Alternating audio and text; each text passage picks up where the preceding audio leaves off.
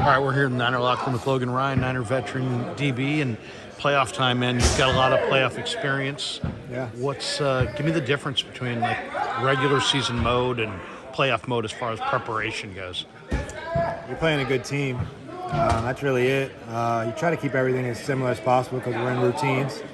But you're playing a good team that has good coaches, probably good scheme, probably good players. So to me, it's very similar, just the opponent's probably better. This kid's in a great rhythm right now. The film shows it, I'm sure. What do you see? You've seen a lot of quarterbacks, and young ones, old ones, guys who have experience, guys that don't. What do you see when you watch them? I think he's got great command of the offense. I think him and LaFleur are really in sync with the play calling, how he's executing. The run game is really good. I think it starts with their run game, and then obviously the play action is opened up because of the run game, and he's making great reads.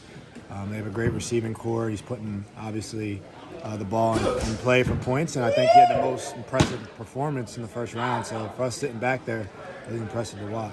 Is it pretty much the plan start with stop Jones and stop that run game, make him go through his progressions, and is that pretty much the basics of the plan, or how do you see it? I think every defensive plan starts with stopping the run. Wilkes isn't going to come up there and say we're going to give up 20 yards rushing or 100 yards rushing. So it always starts with stopping the run. That's the plan this week, and then see where we can go from there. But if you don't stop the run in the playoffs, you don't really get control of the game. Would you rather go up against a team that has one awesome receiver, or like this team, they got a bunch of receivers and they're all good and they're all pretty young? I'd rather go up against a team with no good receivers. Good answer. Yeah. I think that spreads the ball around more. It's not like it's one guy you got to focus on. So we got to defend their plays, not their players, because they have good players everywhere. And let's see how we do. I mean, we've been pretty good at executing this year. We got to continue that. What do you think of the vibe in the room right now? This is a team that has a lot of older players.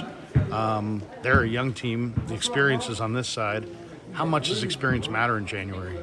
It doesn't matter. I mean, I think that's one thing that's a little overrated because Dallas had some experience, maybe more than Green Bay, and they're not playing.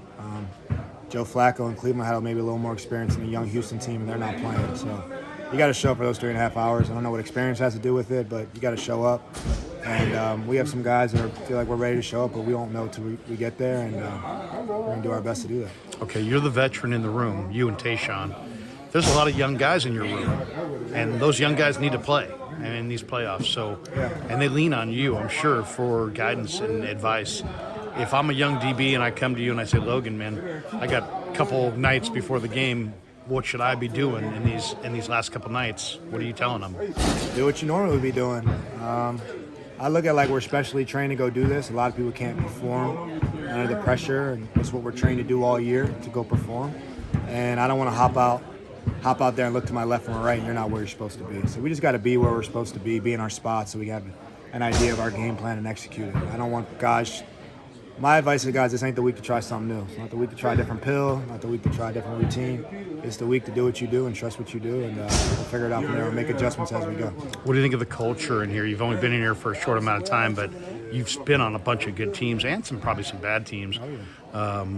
What do you think of the culture in here and just kind of the collective vibe in the room? I think it's great. I think it's some of the best I've been. I think it's got a lot of potential to be a really good team. We just got to go do it. So I think everything is set up for us to be successful, but you got to go play those 3.5 hours. Last one for you. You played corner and you're playing safety. Do you anticipate starting in this game? And how is the transition for you going from corner where you're on the outside maybe playing man-to-man on an island, and now you're inside, you're more of a run defender, you're almost like a linebacker against the run. Different job description. How is it mentally different for you?